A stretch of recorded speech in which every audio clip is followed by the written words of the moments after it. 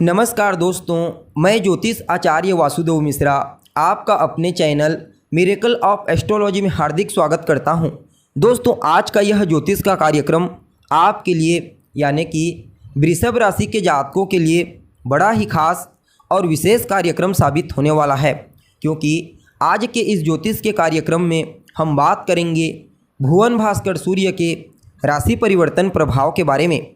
जी हाँ, ग्रहों के सम्राट सूर्य अपनी वर्तमान उच्च राशि सेनापति मंगल की मूल त्रिकोण राशि अग्नि तत्वीय राशि मेष राशि को छोड़कर अपने शत्रु दैत्य गुरु शुक्र की साधारण भूमि तत्वीय राशि वृषभ राशि में प्रवेश करने के लिए जा रहे हैं।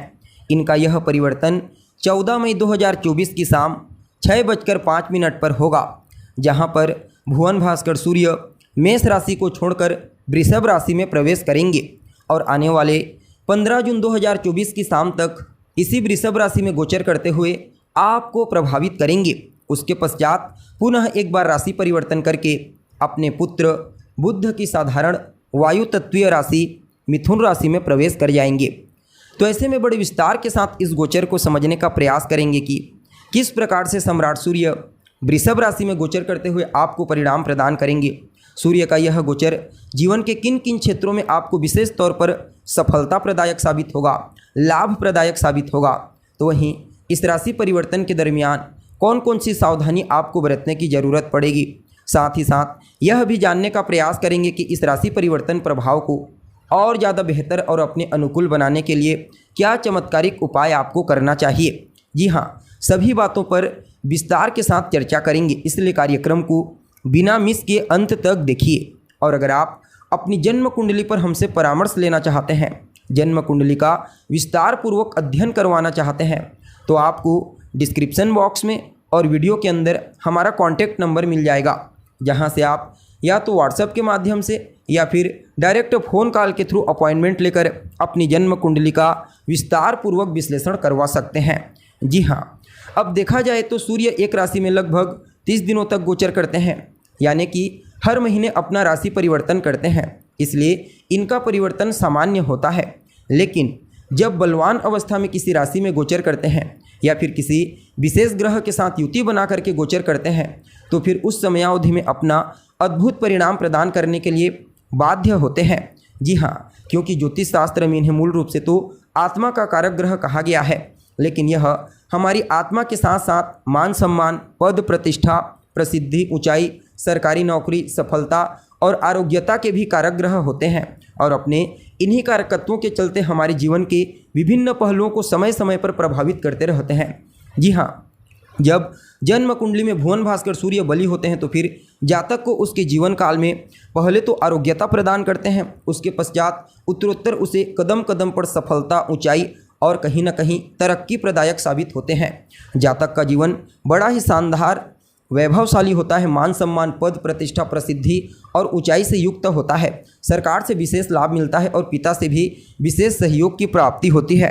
जबकि सूर्य किसी भी प्रकार से पीड़ित होते हैं तो फिर मान सम्मान में कमी आने लगती है, सफलता मिलने में कठिनाई आती है, शरीर निरोगी रहता है, पिता के साथ बॉस के साथ तालमेल ठीक नहीं रहते और सरकारी कार्यों में भी नुकसान होने लगता है।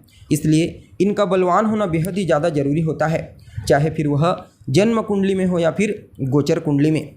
अब देखा जाए तो यहाँ पर सम्राट सूर्य वृषभ राशि में अपनी शत्रु की राशि में गोचर करेंगे, लेकिन यह गोचर बड़ा ही अद्भुत रहेगा। ऐसा क्यों? पहले तो यह वृषभ राशि अर्थ की राशि है, यानी कि धन की राशि है, तो धन की राशि में गोचर करेंगे और धन के कारक देवगुरु बृहस्पति के साथ युति बना करके गोचर करेंगे।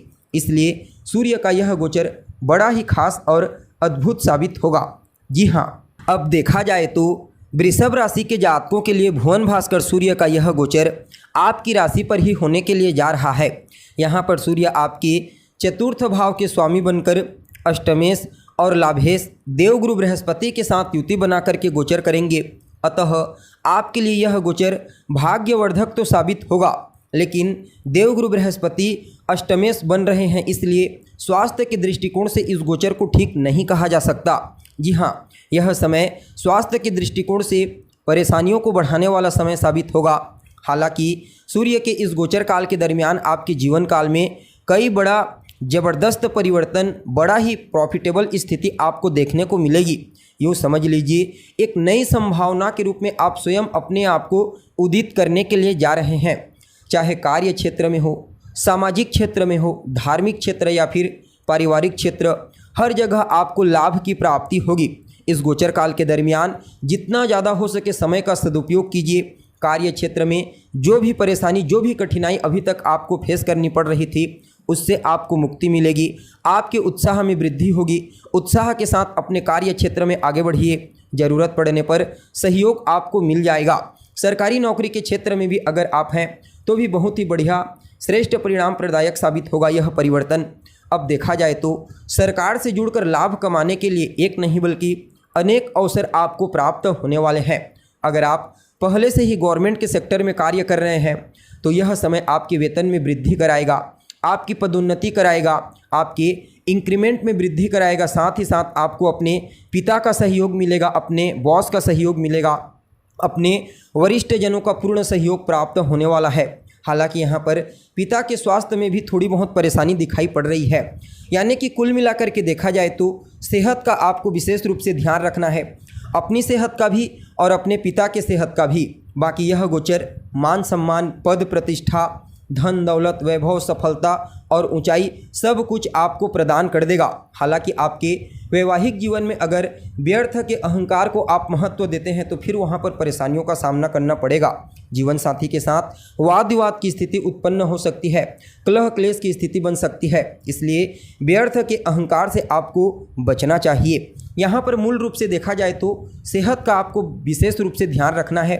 अपनी दिनचर्या पर ध्यान दीजिए। इसके लिए अपने खान पान, अपने रहन सहन पर ध्यान दीजिए और जितना ज़्यादा हो सके मेडिटेशन का सहारा लीजिए और अनुशासित होकर के अपने दिनचर्या को स्थिर करने का प्रयास कीजिए। यानी कि समय पर उठिए, समय पर सोइए, समय पर खाइए, समय पर काम कीजिए। बाकी मद्यपान, मांसाहार से आपको दूर रहना है।